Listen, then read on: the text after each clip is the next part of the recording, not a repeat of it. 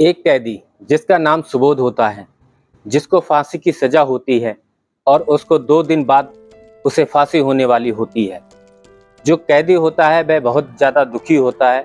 वह अपने परिवार के बारे में सोच रहा होता है, सोचता है कि परसों मुझे फांसी हो जाएगी, मेरे परिवार में मेरी पत्नी, मेरे बच्चों का क्या होगा।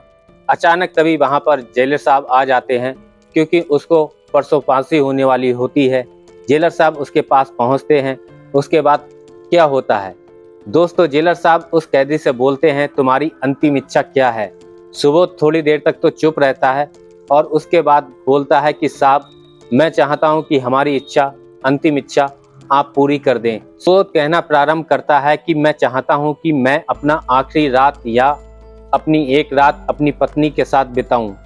उसके साथ मैं एक ही बेड पर सोना चाहता हूं। और इस बात को सुनकर कहीं ना कहीं जो जेलर साहब होते हैं वो बहुत ही ज़्यादा आश्चर्य में पड़ जाते हैं, कहीं ना कहीं सोच में पड़ जाते हैं और वह सोचते हैं कि मैंने अपने 20 साल के सर्विस कैरियर में ऐसा पहली बार देख रहा हूं। जो कैदी 2 दिन बाद उसको फांसी के फंदे पर झूलना है और कहीं ना कहीं वह दुनिया से सदा के लिए अलविदा होकर चला जाएगा। और उसके मन में ये ख्याल आता है कि वह पत्नी के साथ एक रात बिताना चाहता है, वह पत्नी के साथ एक रात सोना चाहता है। लेकिन अंतिम इच्छा तो अंतिम इच्छा है, अंतिम होती है। इच्छा पूरी करने के लिए जेलर साहब तैयार हो जाते हैं और वो उसकी पत्नी को ये खबर भिजवाते हैं कि तुम्हारे पति की अंतिम इच्छा है, जो कि वो तुम्हारे साथ एक रात बिताना चाहता है, तुम उसकी अंतिम इच्छा पूरी कर दो। जी हाँ, जब इस पूरी दुखद कहानी को मैं आपको बताऊंगा तो आप कहीं ना कहीं आपकी अंतरात्मा कांप उठेगी, आपकी रूह भी कांप उठेगी। ये पूरी कहानी सुनने के लिए आपको अंत तक बने रहना है। नमस्कार दोस्तों, मैं हरीश शर्मा आपके अपने YouTube चैनल HR क्राइम सफर में आपका स्वागत करता हूं और उम्मीद करता हूं आप सभी स्वस्थ होंगे। दोस्तों, आपसे एक ही रिक्वेस्ट है कि अगर आपने अभी तक चैनल को सब्सक्राइब नहीं किया है तो चैनल को सब्सक्राइब कर दीजिए और वीडियो को लाइक कर दीजिए। चलिए कहानी में आगे बढ़ते हैं। दरअसल ये कहानी उत्तर प्रदेश के अलीगढ़ की है, जहां पर 2 दोस्त होते हैं। एक का नाम सुबोध होता है और दूसरे का नाम प्रमोद होता है। सुबोध और प्रमोद एक साथ खाते हैं, एक साथ पीते हैं, धीरे धीरे एक साथ बड़े भी होते हैं और एक निश्चित समय के बाद दोनों दोस्त कहीं ना कहीं एक कंपनी में जॉब के लिए ज्वाइन भी कर लेते हैं। और इसी बीच उस कंपनी में एक लड़की होती है जिसका नाम वंदना होता है और वह सुबोध से कहीं ना कहीं प्यार कर बैठती है, सुबोध को अपना दिल दे बैठती है और दोनों का एक साथ मिलना जुलना, घूमना फिरना साथ साथ होना शुरू हो जाता है। सुबोध और वंदना दोनों एक साथ बैठ के खाना खाया करते हैं। जब सुबोध अपना टिफिन लेकर जाता है तो उसके टिफिन से कहीं ना कहीं वंदना भी खाना खा लेती है और जब वंदना टिफिन लेके जाती है तो उससे सुबोध भी निकाल के खाना खा लेता है। मतलब ये कहें कि दोनों की दोस्ती इस हद तक आगे बढ़ चुकी थी जो कहीं ना कहीं औरों की भी नज़र में आने लगी। सुबोध का जो दोस्त होता है प्रमोद कहता है कि दोस्त, मैं चाहता हूं कि हमारी भी दोस्ती उस लड़की से, वंदना से करवा दी जाए। तो कहते हैं ना कि कोई भी अपनी गर्लफ्रेंड को किसी से शेयर नहीं करना चाहता है, सब कुछ शेयर कर दूंगा लेकिन गर्लफ्रेंड शेयर नहीं करूंगा, ऐसा लोगों का मानना होता है। क्योंकि गर्लफ्रेंड तो वो हमारी है, तो हम आपको या फिर हम तुम्हारी उससे बात क्यों करवाएं। कहीं ना कहीं वह साफ साफ मना कर देता है और कहता है कि हम उस लड़की से तुम्हारी दोस्ती नहीं करवा सकते हैं। इस बात से कहीं ना कहीं प्रमोद नाराज हो जाता है और उसी समय से सुबोध के प्रति उसके मन में जलन की भावना उत्पन्न हो जाती है। और एक दिन वंदना सुबोध के रूम में आती है, लेकिन सुबोध उस टाइम रूम पर नहीं होता है, वह मार्केट गया होता है।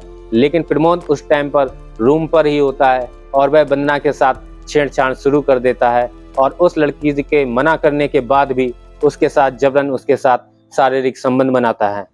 उसके साथ हर वह काम करता है जो आमतौर पर लड़कियां नहीं चाहती हैं।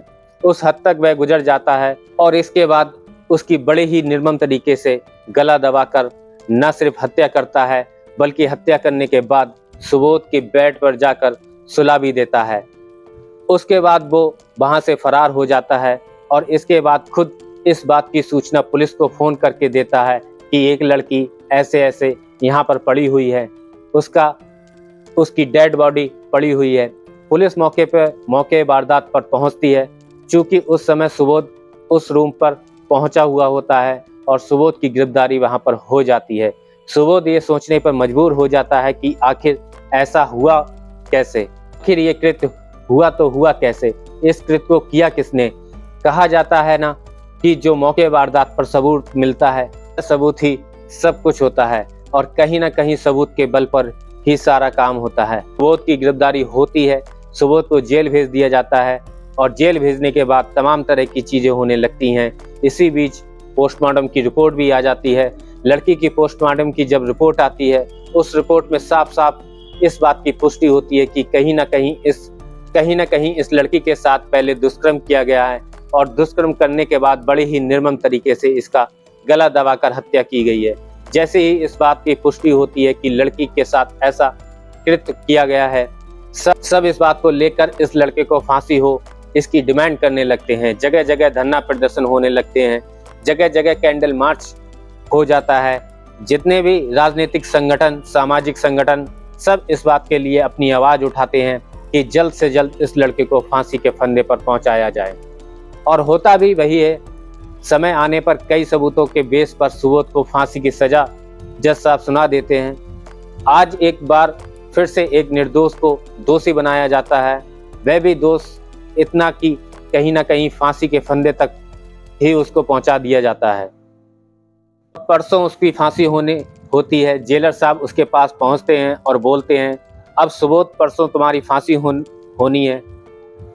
और फांसी होने से पूर्व कानून और संविधान भी यही कहता है कि जिसको फांसी होती है उससे पूछा जाता है कि तुम्हारी अंतिम इच्छा क्या है। तो उसी संविधान और कानून का और न्यायालय का अनुपालन करने के लिए मैं तुम्हारे पास आया हूं और मैं पूछ रहा हूं कि आखिर तुम क्या चाहते हो, तुम्हारी अंतिम इच्छा क्या है। सुबोध थोड़ी देर तक तो चुप रहता है और इसके बाद बोलता है कि साहब, मैं चाहता हूं कि हमारी अंतिम इच्छा पूरी कर दें। जेलर साहब कहते हैं कि सबकी अंतिम इच्छा पूरी होती है तो तुम्हारी भी अंतिम इच्छा पूरी होगी। सुबोध कहना प्रारंभ करता है कि मैं चाहता हूं कि मैं अपना आखिरी रात या फिर मैं अपना एक रात अपनी पत्नी के साथ बिताऊं, उसके साथ मैं एक ही बेड पर सोना चाहता हूं, क्योंकि बात अंतिम इच्छा की थी। और इस बात को सुनकर जो जेलर साहब होते हैं वो भी बड़ा आश्चर्य में पड़ जाते हैं, कहीं ना कहीं सोच में पड़ जाते हैं जेलर साहब। और वह सोचते हैं कि मैंने अपने 20 साल के सर्विस कैरियर में ऐसा पहली बार देख रहा हूं, जो कैदी जिसको 2 दिन बाद उसकी फांसी के फंदे पर झूलना है और कहीं ना कहीं वह दुनिया से सदा के लिए अलविदा होकर चला जाएगा। और उसके मन में यह ख्याल आता है कि वह पत्नी के साथ एक रात बिताना चाहता है, तो वह पत्नी के साथ एक रात सोना चाहता है। लेकिन अंतिम इच्छा तो अंतिम इच्छा है।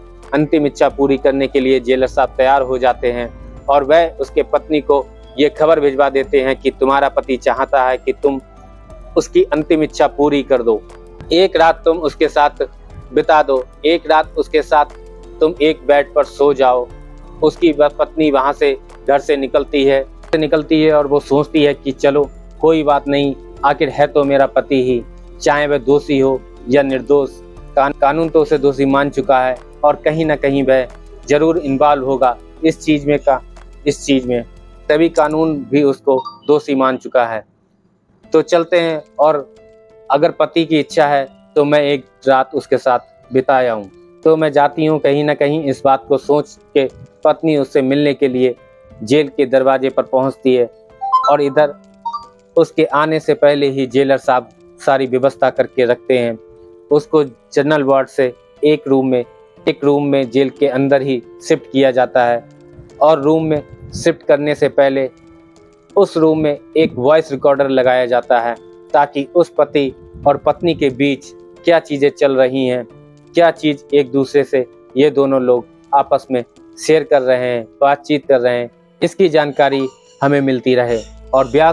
और वॉइस रिकॉर्डर का जो कंट्रोल पावर होता है वह कहीं ना कहीं जेलर साहब अपने ऑफिस में कनेक्ट कर लेते हैं, जहां से उन दोनों के बीच में जो भी कन्वर्सेशन हो रहा था, जो भी बातचीत हो रही थी, उसको साफ साफ सुन पाएं। और इसके साथ ही उस रूम के बाहर भी 2 बॉडीगार्ड भी तैनात कर दिए जाते हैं। पत्नी जैसे ही पति के पास जाती है, जाने से पूर्व जैसे ही अपने पति को देखती है, कहीं ना कहीं रोना प्रारंभ कर देती है, जिसे देख के पति भी रोना प्रारंभ कर देता है और दोनों काफी देर तक गले लग के रोते हैं। रोने का जब सिलसिला खत्म हो जाता है तो पत्नी अचानक से पूछती है, तुमने आखिर ऐसा क्यों किया सुबोध? आखिर हमारे प्यार में क्या कमी रह गई थी जो तुमने ये कृत्य किया? और अगर कृत्य किया भी तो तुमने किसी से प्रेम अगर किया भी था तो उस प्रेमिका को तुमने मार क्यों दिया? बड़े ही सरसरी निगाहों से ये पूछना चाहती है कि क्या कमी रह गई थी, आखिर क्या बात हो गई थी? जिस लड़की से तुम प्यार करते थे उसी की तुमने हत्या कर दी। उसका पति सुबोध अवाक रह जाता है, थोड़ी देर चुप रहता है और इसके बाद बोलना प्रारंभ करता है और वो बोलता है, कभी जो आंखों से दिखता है वो सच नहीं होता, क्योंकि जिस बात के लिए तुम मुझे बोल रही हो या फिर कानून जिस बात के लिए, जिस कृत्य के लिए मुझे फांसी की सजा सुनाई है, वास्तव में मैं दोषी हूँ ही नहीं, मैंने वैसा कुछ किया ही नहीं है। ये भारत का कानून है, साक्ष्य और सबूत के बल पर कहीं ना कहीं किसी को सजा सुनाती है। इस बात से कहीं ना कहीं जितना भी एविडेंस है, जितने भी सबूत हैं, जितने भी साक्ष्य हैं, वो हमारे अगेंस्ट मिले हैं, इस वजह से हमें फांसी की सजा सुनाई गई है। तो पत्नी पूछती है, आखिर बात क्या थी, आखिर क्या बात है, तुम वह बात बताओ। उसकी पत्नी ये पूछती है। इधर इन दोनों के बीच में जो भी कन्वर्सेशन हो रही होती है, जो भी बातचीत चल रही होती है, ये बात साफ साफ जेलर साहब के साथ साथ और भी लोग सुन रहे होते हैं। सुबोध बोलना प्रारंभ करता है, हमारी कंपनी में मैं और प्रमोद दोनों एक साथ काम करते थे, वहीं पर एक लड़की होती है जिसका नाम वंदना होता है और वंदना से हमारी दोस्ती हो जाती है। दोस्ती इतनी गहरी हो जाती है कि हमारा टिफिन वो खा लेती है और उसका टिफिन मैं खा लेता हूँ, और कहीं ना कहीं यही एक दोस्ती थी हम लोगों के बीच, और बाकी दूसरा कुछ भी नहीं था। एक ये तो अटैचमेंट था जो कि सुबोध अपनी पत्नी को कहता है। पत्नी पूछती है, फिर इसके बाद क्या हुआ? वह कहानी बताना प्रारंभ करता है। इसके बाद वंदना हमसे बोलती है कि हम एक दिन तुम्हारे रूम पर आना चाहते हैं, नाश्ता करना चाहते हैं, खाना खाना चाहते हैं, और हम भी उसको इस बात के लिए मना नहीं कर पाते हैं, उसको बुला लेते हैं। कहीं ना कहीं प्रमोद भी पहले से उस रूम पर पहुंचा हुआ होता है और हम बाजार सब्जी लेने के लिए गए हुए होते हैं। इस बीच प्रमोद उसके साथ क्या किया क्या नहीं किया मुझे कोई जानकारी नहीं है, लेकिन जब मैं सब्जी लेकर आता हूँ तब तक वंदना का मृत शरीर हमारे बेड पर पड़ा हुआ रहता है और वहाँ से प्रमोद फरार रहता है। मैं कुछ सोच पाता, कुछ समझ पाता, कुछ ही देर के बाद पुलिस आती है और पुलिस हमें गिरफ्तार कर लेती है, बिना कुछ कहे, बिना कुछ सुने, क्योंकि मौके वारदात पर वंदना की डेड बॉडी मिली थी। इस बात को लेकर कहीं ना कहीं न्यायालय, सबूत, कानून, ये सब हमारे अगेंस्ट होता है और पुलिस हमें वहाँ से गिरफ्तार कर लेती है। ऐसा कह के वह फबक कर रोने लगता है, उसकी पत्नी भी रोने लगती है, दोनों काफ़ी देर तक रोते हैं, यहाँ तक कि जो गेट के बाहर जो बॉडीगार्ड खड़े होते हैं उनकी इस बात को सुनकर वो लोग भी रोने लगते हैं। जेलर साहब जो अपने ऑफिस में ये सारी कुछ बातें सुन रहे होते हैं वॉइस रिकॉर्डिंग के माध्यम से, उनके कानों तक जो आवाज़ जा रही होती है, बातों को सुनने के बाद कहीं ना कहीं जेलर साहब के भी आंखों में आंसू आ जाते हैं। पूरे जेल का जो माहौल होता है वो कहीं ना कहीं गम में बदल जाता है। सुबोध आगे अपनी कहानी को बताना प्रारंभ करता है। भारत का कानून अंधा होता है और कहीं ना कहीं एक अंधा कानून ही है। काफ़ी इन्वेस्टिगेशन इसमें बहुत ज़्यादा कुछ नहीं हुई और साक्ष्य और सबूत जो मौके वारदात पर मिले उस बेस पर हमें फांसी की सज़ा सुना दी गई। तो कोई बात नहीं, अगर हम चाहेंगे तो हमारा और तुम्हारा मिलन फिर होगा। तुम जाओ, तुम्हारे 2 बेटे हैं, बच्चों को अच्छे से देखना और कहीं ना कहीं इस बात का जिक्र अपने बच्चों से मत करना कि हमारे साथ क्या हुआ था, नहीं तो आने वाले समय में कहीं ना कहीं कानून, शासन और प्रशासन से उन दोनों मासूम बच्चों का भी भरोसा खत्म हो जाएगा। और ये बोल के सुबोध फिर से रोने लगता है। उसकी पत्नी जैसे ही थोड़ा सा आगे बढ़ती है, पूरा जेल का माहौल गमगीन हो गया था, सब लोग रो रहे होते हैं, बॉडीगार्ड के साथ साथ जेल के जितने भी स्टाफ कर्मी सब रहे होते हैं। इस घटना को देख के जाते समय पति पत्नी को देखती है और पति अपनी पत्नी को देखता है, मतलब सुबोध अपनी पत्नी को देखता है और उसकी पत्नी सुबोध को देखना प्रारंभ करती है। दोनों एक दूसरे को मुड़ मुड़ के देखते हैं और जब अपने पति को रोता हुआ देखती है तो फिर से उसकी पत्नी वहां पर पहुंच जाती है और न सिर्फ पहुंचती है बल्कि उसके पैरों में गिर पड़ती है और कहती है कि पतिदेव, आज मेरा और आपका ये आखिरी मिलन है। मैं चाहती हूँ कि 1-2 मिनट और उसके पास रह जाऊँ। जेलर साहब इसकी अनुमति दे देते हैं। 1-2 मिनट और वह बिताती है उसके साथ। इसके बाद फिर वह जाना प्रारंभ करती है और बोलती है, आज आपका और मेरा ये आखिरी मिलन है और मैं अब जा रही हूँ।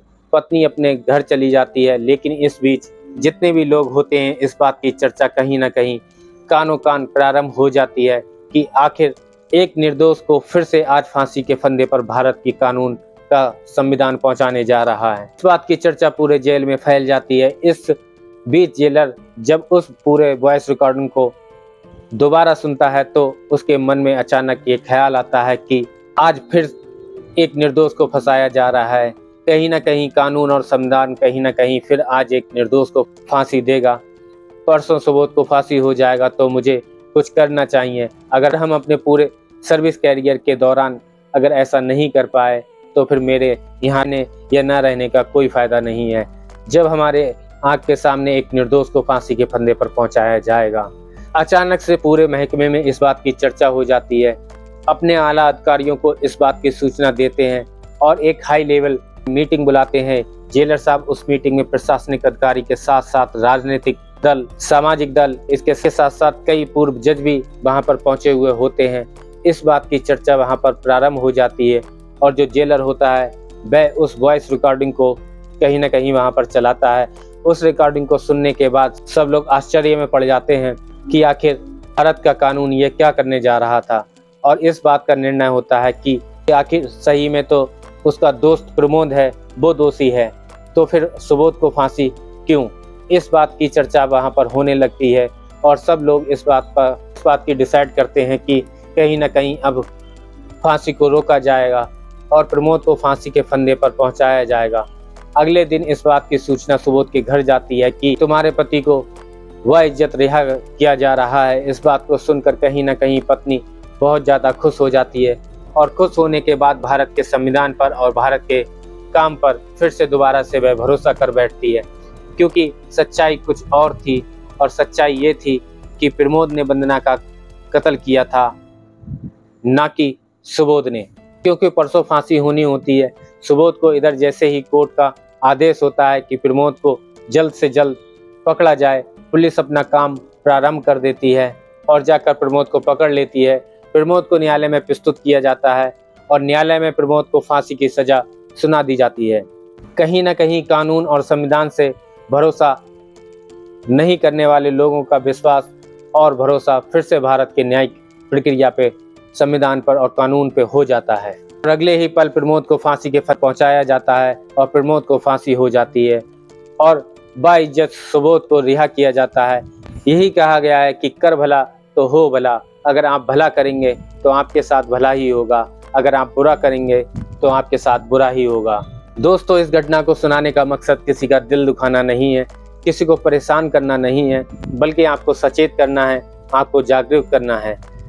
बाकी इस पूरी कहानी को लेके आप लोगों की क्या राय है, आप लोगों का क्या विचार है, कमेंट सेक्शन में अपनी राय, अपनी प्रतिक्रिया जरूर दें और जरूर बताएं। क्या ऐसा भी होता है? भारत की न्यायिक प्रक्रिया, भारत का संविधान, भारत का कानून क्या एक निर्दोष को भी फांसी के फंदे तक पहुंचाती है? और अगर एक निर्दोष को फांसी के फंदे तक पहुंचाती है तो क्या ये आम आदमी के लिए सही है या नहीं? इस पूरी घटना को आप कैसे देखते हैं? अपनी राय कमेंट बॉक्स में जरूर दें। दोस्तों, आज की वीडियो में बस इतना ही। मिलते हैं एक नई वीडियो में नई कहानी के साथ। तब तक के लिए जय हिंद, जय भारत।